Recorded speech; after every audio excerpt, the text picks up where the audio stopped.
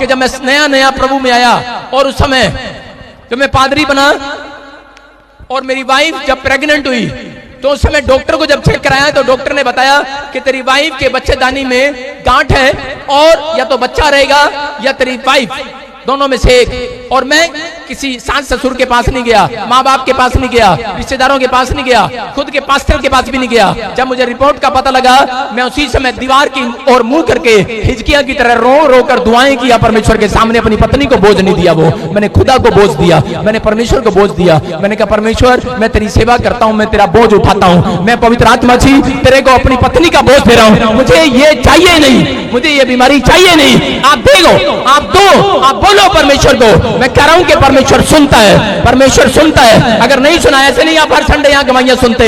Hallelujah, hallelujah. मैं कह रहा हूं परमेश्वर काम करता है कि नहीं करता है। और मैं गया और उस समय आपको बता रहा हूं कि मेरी मदद करने वाला कोई नहीं था। एक झगड़े के कारण मेरे परिवार के लोगों में आपस में झगड़ा हो गया और हम दोनों ने घर छोड़ दिया। जब घर छोड़ दिया मैं चंडीगढ़ चला गया। मैं आपको बता रहा हूं कि मैं एक देखता था, मैं कह परमेश्वर कैसे करूंगा मैं। लेकिन जब मैं पहली बार डॉक्टर को दिखाने गया तो उसने कहा कि ऑपरेशन करवा लेते हैं, लेकिन मैंने मना किया। मैंने कहा नहीं, मैं परमेश्वर को बोझ देकर आऊंगा। और उसी समय मैंने रो रो कर दुआएं किया। और जब मेरे को जगह नहीं मिलती थी, भाई साहब चंडीगढ़ में जोर जोर से ऊंची ऊंची आवाज में प्रार्थना नहीं कर सकते, मुझे आदत थी क्योंकि साथ में सेक्टर में छोटे छोटे घर हैं और लोग परेशान होते हैं। मैंने क्या किया पता है आपको, मैं 12 से 2 मैं 2 बजे मैं पार्क में गया और जब मैंने देखा जब लोग नहीं है, मैं एक पेड़ पर चढ़ गया, घने से पेड़ पर। और पेड़ पर चढ़कर मैं वहां से दहाड़े मार मार कर रो रहा था, परमेश्वर को बोल रहा था कि मैं इस कोठड़ी में बैठा हूँ, मैं इस नाले में बैठा हूँ, मेरी ब्रेड मुझे स्वर्ग से गिरा यीशु मसीह नासरी के नाम में, मुझे चाहिए। आप कर सकते हो ऐसा, कर सकते हो, कर सकते हो ऐसा। नहीं करते हम कई बार। अरे शादीशुदा आदमी हो भाई साहब, तो भी पेड़ पे चढ़ गया और प्रार्थना करने लगा, शर्म नहीं करता। अगर परमेश्वर कहे गटर में बैठ जा, गटर में बैठूंगा, लेकिन प्रार्थना करने का मकसद है परमेश्वर का। परमेश्वर कह रहा है किसी भी समस्या में हो, किसी भी गटर में हो, किसी भी खड्डे में हो। दानियल खड्डे में था तो प्रार्थना किया।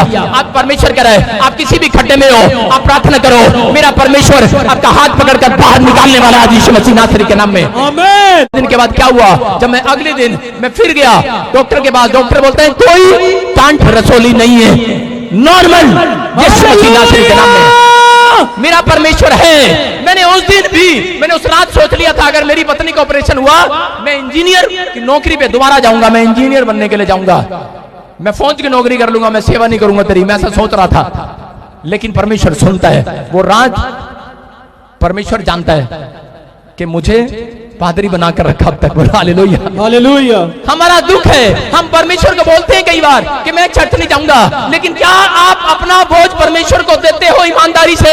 क्या अपना टाइम देते हो, अपना टाइथ देते हो परमेश्वर को, अपना दशमांश देते हो, अपनी आज्ञा परमेश्वर की मानते हो?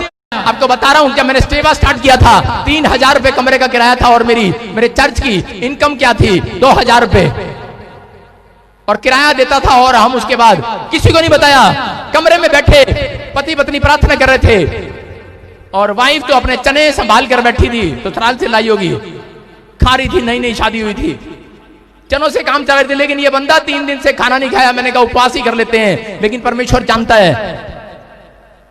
मकान मालिक का दरवाजा पीछे खुलता था, किराएदार हम थे।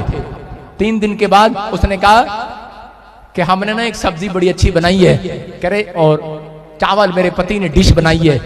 पता नहीं क्यों खुदा ने हमारे मन में डाला कि वो विश्वास नहीं करते थे लोग, और वो हमारे घर खाना लेकर आए। बोले हालेलुया।